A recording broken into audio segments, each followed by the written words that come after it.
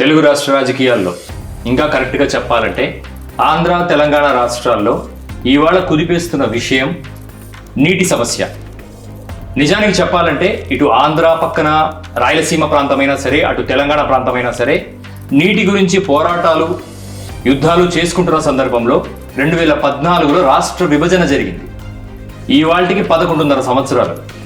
ఈ రోజుకు కూడా తెలంగాణ శాసనసభలో కానీ ఆంధ్ర శాసనసభలో కానీ ఇంకా నీటి గురించి పోరాటాలు, ఆ ప్రాంతానికి అన్యాయం జరిగిందని ఆ నాయకులు, ఈ ప్రాంతానికి అన్యాయం జరిగిందని ఈ నాయకులు మాట్లాడుతున్న ఈ సందర్భంలో సాక్షాత్తు రాష్ట్ర ముఖ్యమంత్రులు, ఆంధ్ర తెలంగాణ రాష్ట్ర ముఖ్యమంత్రులు ఒక అఫీషియల్ ఛానల్ లేకుండా క్లోజ్డ్ డోర్ మీటింగ్లో రాష్ట్రానికి సంబంధించిన అతి ముఖ్యమైన విషయాలను తమ సొంత ఇంటి విషయాల్లాగా ఒక డెసిషన్ తీసుకొని ఒక సొంత నిర్ణయాల్లాగా ఇంట్లోనే ఒక సెటిల్మెంట్కి వచ్చారు. ఇది నేను చెప్తున్న మాట కాదు, సాక్షాత్తు రేవంత్ రెడ్డి గారు ఆయన అసెంబ్లీ సాక్షిగా మాట్లాడిన మాట. కేసీఆర్ గారు తెలంగాణ రాష్ట్రానికి రేవంత్ రెడ్డి అన్యాయం చేస్తున్నాడని చెప్పిన సందర్భంలో రేవంత్ రెడ్డి ప్రతిఘటనగా ఆంధ్రప్రదేశ్కి జరుగుతున్న ద్రోహాన్ని అసెంబ్లీ సాక్షిగా కొన్ని కోట్ల మంది తెలుగు ప్రజలకు వివరించాడు. దీని గురించి చంద్రబాబు నాయుడు గారి స్పందన అడిగితే, అవును 22 టీఎంసీలతో ఏం సాధిస్తాం అని చంద్రబాబు నాయుడు గారు అనటం, సంక్రాంతి ఉత్సవాల్లో సంతోషంగా సెలబ్రేట్ చేసుకోవటం, ఒక పక్కన ఆంధ్రజ్యోతి ఆంధ్ర రాష్ట్రానికి ఆశాజ్యోతి అని చెప్పుకుంటున్న పవన్ కళ్యాణ్ సినిమాస్ కబుర్లు మాట్లాడుతూ టైక్వాండో లాంటి అవకాశాలు అలాంటి మెడల్స్ తీసుకుంటా, ఒక పక్కన ఒక ప్రాంతమేమో నీటి ఎద్దడితో రగిలిపోతా ఉంటే, ప్రజలు పండగ చేసుకోవడానికి కనీసం పంట కూడా పండని పరిస్థితుల్లో ఉంటే సెలబ్రేషన్స్ చేసుకుంటా రాష్ట్రాన్ని ఒక గాలికి వదిలేశారు అని చెప్పడానికి ఏమాత్రం అతిశయోక్తి లేదు. ఇవాళ ఆంధ్రప్రదేశ్ వాసిగా, రాయలసీమ వాసిగా, రాయలసీమకు జరుగుతున్న అన్యాయాన్ని, గేట్వే ఆఫ్ రాయలసీమ అని చెప్పబడుతున్న కర్నూలు నగరానికి ఒకప్పుడు ఎమ్మెల్యేగా పనిచేసిన మాజీ శాసనసభ్యులు ఎస్వి మోహన్ రెడ్డి గారు మనతో రాయలసీమకు జరుగుతున్న అన్యాయం గురించి తన వాయిస్ కలపటానికి, ప్రజలకు జరుగుతున్న ద్రోహము అన్యాయం తెలియజేయడానికి ఈరోజు మన ముందరున్నారు. At the same time Kurnool నగరానికి ఇవాళ ఒక వైఎస్ఆర్సీపీ పార్టీకి కంచుకోటగా ఉన్న కర్నూలు నగరం ఇవాళ చేయి జారిపోవడానికి గల కారణాలు, దాన్ని విశ్లేషించాల్సిన అవసరాలు ఈరోజు ఉన్నాయి. కాబట్టి ఇవాళ మనతో మాజీ శాసనసభ్యులు ఎస్వి మోహన్ రెడ్డి గారు మనతో ఉన్నారు. హలో సార్, నమస్తే. నమస్తే. నా పేరు భరద్వాజ్ సార్. మేము అడగంగానే మన కోసం ఛానల్ తరఫున మాకు ఇంటర్వ్యూ ఇవ్వడానికి మీరు సహకరించినందుకు చాలా థ్యాంక్స్. ముఖ్యంగా మీరు మాజీ శాసనసభ్యులు, కర్నూలు నగరం గురించి కానీ రాయలసీమ ప్రాంతం గురించి కానీ మీకు ఒక కంప్లీట్ అవగాహన ఉంది. సార్, ఇవాళ మీరు అధికారంలో లేరు. మీరు అధికారంలో ఉన్న టైం నుంచి ఇవాళకి రాష్ట్రంలో చాలా మార్పులు జరిగాయి. ఈ మార్పులను మీరు ఎలా చూస్తున్నారు? ముఖ్యంగా కర్నూలు నగరానికి, కర్నూలు జిల్లాకి, మీ నియోజకవర్గానికి, మీ కంచుకోటగా భావిస్తున్న నియోజకవర్గానికి జరిగిన డ్యామేజ్ ఏమని మీరు అనుకుంటున్నారు? అంటే కర్నూలు నగరానికి డ్యామేజ్ అంటే పార్టీ పరంగా డ్యామేజ్ కాదు, రాష్ట్ర వ్యాప్తంగా కూడా కొన్ని వర్గాలు దూరం కావడం వలన కర్నూలు రాష్ట్రంలో ఉన్నటువంటి మిగతా సీట్లతో పాటు కర్నూలులో కూడా నష్టం జరిగింది. అది వివిధ కారణాలంటే 14 లక్షల కోట్లు అప్పు చేసినాడని ఇట్లా అబద్ధాలు చెప్పి, ఎక్కువ పథకాలు చెప్పి వాళ్ళకి ఆశలు చూపించి, అంటే అమలుపరచలేనటువంటి హామీలు ఇచ్చి ప్రజలను మోసం చేసి వాళ్ళందరినీ కూడా నమ్మించగలిగినారు. రెండోది, జగన్మోహన్ రెడ్డి గారు టోటల్గా ఆయన హయాంలో 3,30,000 కోట్లు అప్పు చేస్తే 14 లక్షల కోట్లు అప్పు చేసినారు, 12 లక్షల కోట్లు అప్పు చేసినారని చెప్పుకుంటా ప్రజలలో ఒక బ్యాడ్ ప్రాపకాండను బ్రహ్మాండంగా చేయగలిగినారు. రెండోది, ఏదైతే ల్యాండ్ యాక్ట్ వచ్చిందో అది వచ్చినప్పుడు దాని మీద జగన్మోహన్ రెడ్డి గారు ఫోటో వచ్చేసరికి ఇది ల్యాండ్ అంతా జగన్మోహన్ రెడ్డి గారు బ్యాంకులో పెట్టేస్తున్నాడు, ఈ లోన్ తీసుకుంటా ఉన్నాడు, మీ ల్యాండ్ అంతా పోతుంది అని చెప్పి ఒక భయభ్రాంతులు రైతులలో కలిగించడం జరిగింది. సార్, అంటే ఇప్పుడు మీరు లాస్ట్ దఫాలో మీరు ఎమ్మెల్యేగా లేరు, మైనారిటీ వర్గానికి ఇవ్వడం జరిగింది, కానీ మీరు వైఎస్ఆర్సీపీ పార్టీ తరఫున యాక్టివ్గా పనిచేయడం జరిగింది.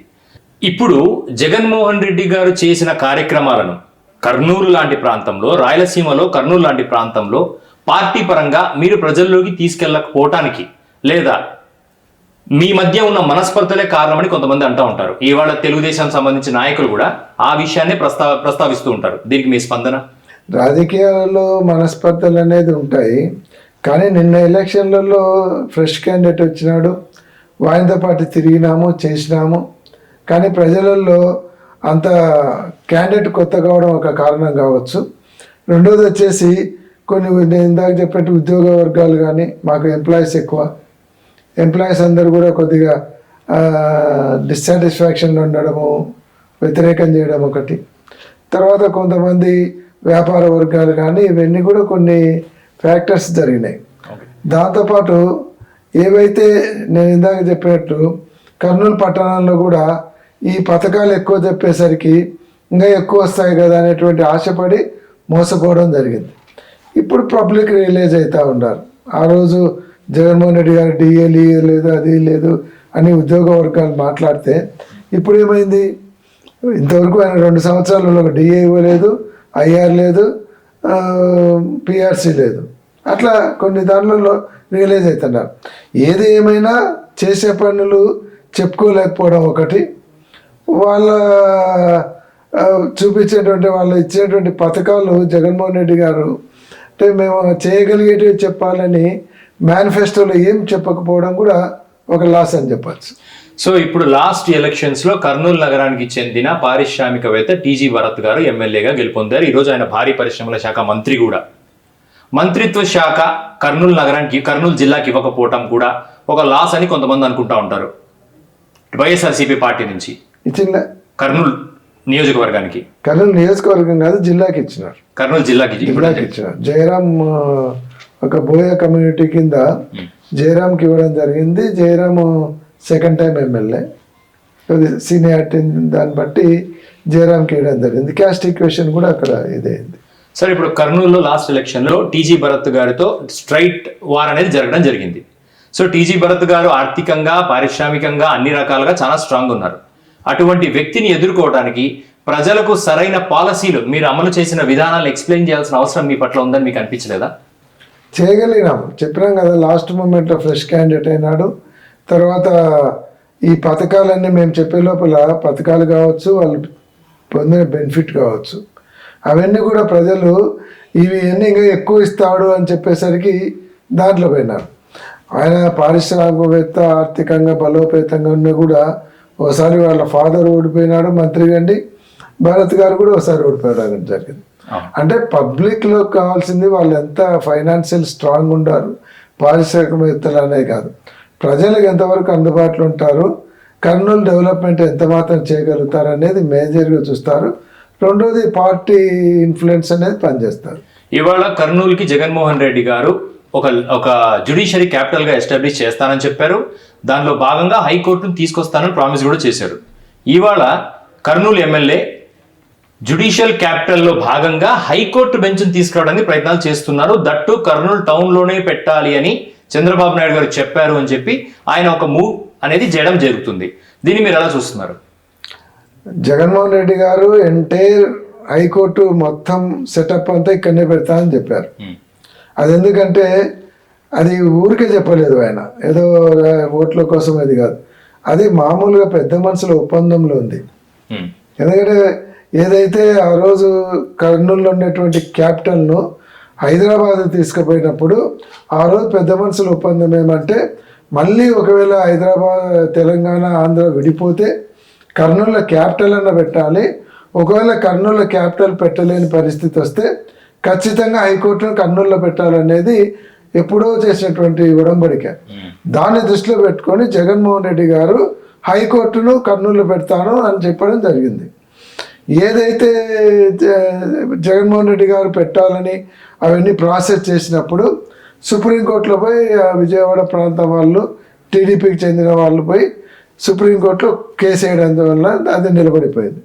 ఇప్పుడు అదే సుప్రీంకోర్టులో ఆ కేసులు ఉండగానే కర్నూలుకు హైకోర్టు బెంచ్ మేము తీసుకొస్తున్నామని మీరు గట్టిగా చెప్తున్నారు. మరి దాన్ని ఎలా చూడాలి మనం? అదే నేను చెప్పేది, హైకోర్టు తీసుకురావాలి కానీ బెంచ్ ఒకటి తీసుకురావడం. మరి ప్రజలకు మీరు ప్రతిపక్షం తరఫున మీరు చేసిన ప్రామిస్ నిలబెట్టుకునే భాగంలో హైకోర్టు వల్ల వస్తున్న లాభాలేంటి? ఆ రోజు టీడీపీకి సంబంధించిన వాళ్ళు హైకోర్టు వస్తే 4 జిరాక్స్ మిషన్లు వస్తాయని చెప్పడం జరిగింది. దాన్ని బలంగా వాళ్ళ మీడియా జాగ్రత్తగా ప్రజల్లోకి తీసుకెళ్లగలిగింది.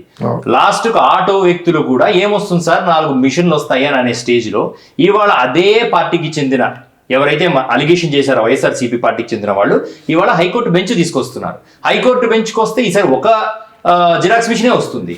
మరి ఇప్పుడు ఈ అడ్మినిస్ట్రేటివ్ ఇప్పుడు జస్ట్ హైకోర్టు ఒక భాగంలో ఒక అడ్మినిస్ట్రేటివ్ మెకానిజం మాత్రమే రాయలసీమకు రావడం జరుగుతుంది. దీన్ని ప్రశ్నించడానికి ప్రతిపక్షం రెడీగా ఉందా లేదా? డెఫినెట్గా రెడీగా ఉంది.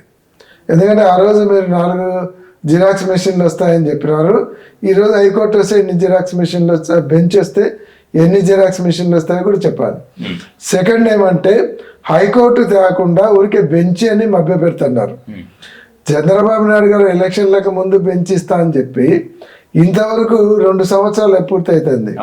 2 సంవత్సరాల వరకు ప్రాసెస్ మొదలు కాలే. కాకపోతే టీజీ భరత్ గారు పబ్లిక్ గా స్టేట్మెంట్స్ కూడా ఇస్తున్నారు. బీ క్యాంపులో కర్నూలు నగరానికి నడిబొడ్డున ఉన్న బీ క్యాంపు ఒక గ్రీనరీ జోన్ లా ఉంది, మరి అక్కడ పెడతానంటున్నారు. మరి దాని పట్ల మీ స్పందన? ఫస్ట్ బెంచ్ కాదు హైకోర్టు తెమ్మని చెప్పడం మా డిమాండ్. హైకోర్టు కూడా బెంచ్ అనేది కూడా 2 సంవత్సరాలు తేలేదు. ఏదైనా సరే ఒక డెవలప్మెంట్ అన్నప్పుడు ఒక సంస్థ వచ్చినప్పుడు దాన్ని నగర నడిబొడ్డులో పెడితేనక ట్రాఫిక్ ప్రాబ్లమ్స్ వస్తాయి. తర్వాత అక్కడ సిటీ ఎక్స్పాండ్ కావడానికి అవకాశాలు తగ్గిపోతాయి. ఏదైనా సరే అవుట్స్కట్స్లో పెట్టుకుంటూ పోతే అందులో ఇది రోజు కర్నూలు ప్రజలకు అవసరపడేది కాదు. హైకోర్టు బెంచ్ కావచ్చు, హైకోర్టు కావచ్చు, అది రోజు అవసరపడేది కాబట్టి జనరల్గా హైకోర్టుకు వచ్చే వాళ్ళందరూ కూడా బయటి ప్రాంతాల వాళ్ళు ఎక్కువ వస్తారు. హైదరాబాదు, విజయవాడ నుంచి వచ్చే లాయర్లు కావచ్చు, మన లాయర్లు అక్కడికి పోవడం జరుగుతుంది. ఇప్పుడే సి క్యాంప్ సెంటర్ చాలా రద్దీగా ఉండి వెహికల్ మూవ్మెంట్ కూడా లేనటువంటి పరిస్థితి ఉంది. అది అడ్వైజబుల్ కాదు అక్కడ పెట్టడము. ఏదైనా మనకు ఊరు బయట అటు నంద్యాల రోడ్డుకు రావచ్చు, ఇటు డోన్ రోడ్డుకు రావచ్చు. ఈ బెంగళూరు రోడ్డుకు కానీ నంద్యాల రోడ్డుకు కానీ అక్కడ పెడితే నందికోట రోడ్డు పెట్టుకోవచ్చు, గవర్నమెంట్ ల్యాండ్స్ ఉన్నాయి. అక్కడ పెడితే సిటీ ఎక్స్పాండ్ అవుతుంది, ఎవరైనా రాకపోకలు ఈజీ అవుతాయి, బయట నుంచి వచ్చిపోయే వాళ్ళకి ఈజీ అవుతుంది.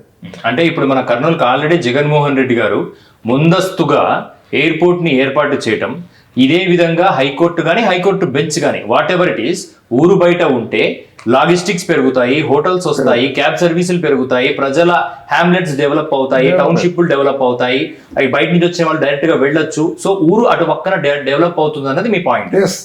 ఈ పాయింట్ ప్రజల్లోకి ఈ రోజు వరకు మీరు తీసుకెళ్ళడానికి చేసిన ప్రయత్నాలు ఏంటి? మేము ఆల్రెడీ దీని మీద చాలాసార్లు స్టేట్మెంట్ ఇచ్చినాం.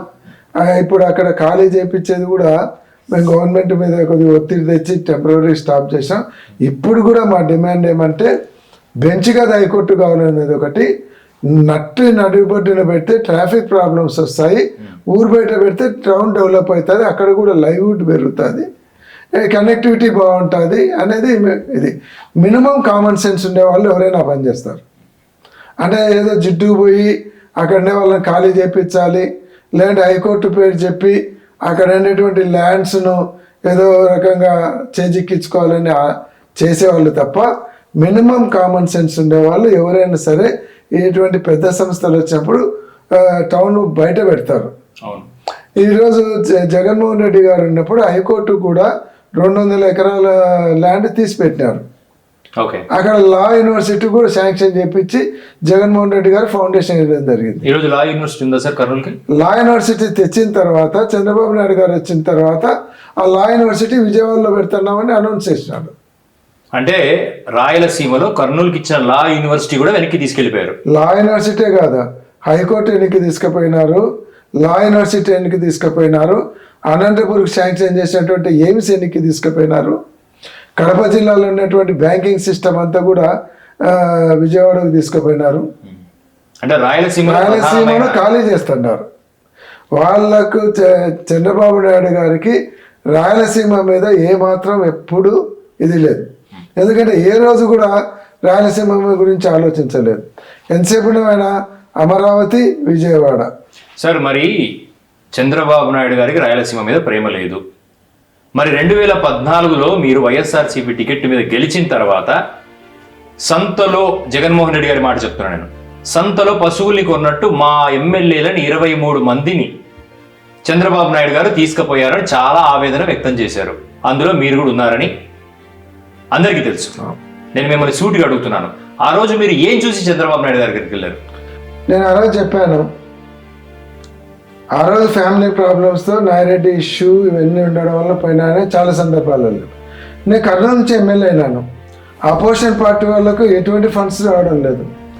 కర్నూలును డెవలప్ చేసుకోవాలి, కర్నూలును డెవలప్ చేసుకోవాల్సిన బాధ్యత అంది. ఒక మినిస్టర్ని ఓడించి నాకు గెలిపించినారు.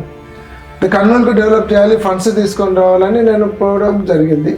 సెకండ్, నాకు ఫ్యామిలీ ప్రాబ్లం ఒకటి ఉంది. నాయిరెడ్డి గారి ఆరోగ్యం బాగాలేదు, పిల్లల సెంటిమెంట్ ఇవన్నీ ఉన్నాయి.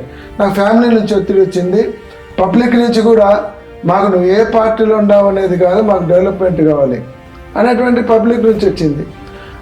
ఈ రెండిట్లలో నేను ఆలోచించిపోయినాను తప్ప వేరే ఆలోచన లేదు. పోయినాను, డెవలప్ చేసినాను. కర్నూలుకు నేను ఉన్నప్పుడు దాదాపు 500 కోట్ల రూపాయల నిధులతో రోడ్లు డెవలప్మెంట్లు కానీ మిగతా బ్రిడ్జెస్ కానీ చాలా డెవలప్మెంట్ చేశాం. రెండోది, నేను పోయినానంటే ఏదో పోయి విజయవాడకు పోయి ఒక్కరిని కార్లో పోయి చేరలేదు. కర్నూలులో పబ్లిక్ మీటింగ్ పెట్టి దాదాపుగా 10-12 వేల మంది సమక్షంలో కర్నూలు పట్టణ ప్రజల 10-12 వేల మంది ప్రజలను తీసుకొని వచ్చి ప్రజల సమక్షంలో చంద్రబాబు నాయుడు కర్నూలుకి వస్తేనే నేను కండువా వేసుకుంటా అని చెప్పాను. చంద్రబాబు నాయుడు గారు కర్నూలుకి వచ్చి 10,000 మంది సమక్షంలో వాళ్ళందరి కన్సెంట్తో నేను పార్టీ మారినాను. ఆయన ఏదో ఆశ చూపిస్తే పోయినాను అనేది ఎక్కడ లేదు. అట్లా అనుకుంటే ఒక్కరిని పోయి కార్లో పోయి చేరుతా. 10,000 మంది సమక్షంలో గ్రౌండ్లో మీటింగ్ పెట్టి చేయడం జరిగింది. ఆ రోజు 23 మందిలో కూడా పబ్లిక్ మీటింగ్ పెట్టి నియోజకవర్గంలో పార్టీ మారుతూ కండు వేసుకునేది నేను ఒక్కనే. నేను ప్రజల యాక్సెప్టెన్స్తో పోయినా, అంటే ప్రజల కోసం వెళ్ళానంటారు. ప్రజల కోసం వెళ్ళాను, ప్రజల యాక్సెప్టెన్స్తో పోయినా. 10,000 మంది మీటింగ్కి వచ్చి దాంట్లో పాల్గొని యాక్సెప్టెన్స్ తెలిపినారంటే ప్రజల కోసం పోయినా వాళ్ళు అర్థం చేసుకున్నారు. అందుకే నేను పార్టీ మారి మొత్తం టౌన్లో తిరుగుతుండే కూడా ఎవరు క్వశ్చన్ చేయలేదు. అవును. తర్వాత కూడా నేను డెవలప్మెంట్ చేసి చూపించాను. మీరు ఇదే విషయాన్ని జగన్మోహన్ రెడ్డి గారు చెప్పగలిగారా? చెప్పగలిగినాను. చెప్పినాను కాబట్టి మళ్ళీ పార్టీలోకి తీసుకున్నాడు. ఆయనే రామకృష్ణారెడ్డి గారి ద్వారా నా కబురు పంపించాడు. అన్నకు టికెట్ ఇవ్వలేదు, తెలుగుదేశం మోసం చేసినారు కదా, అన్నను మన పార్టీలోకి రమ్మనని వాళ్ళు కూడా చెప్పడం జరిగింది. నువ్వు ఒక 3 నెలల ముందు వచ్చింటే టికెట్ నీకే ఇచ్చిండే వాళ్ళని.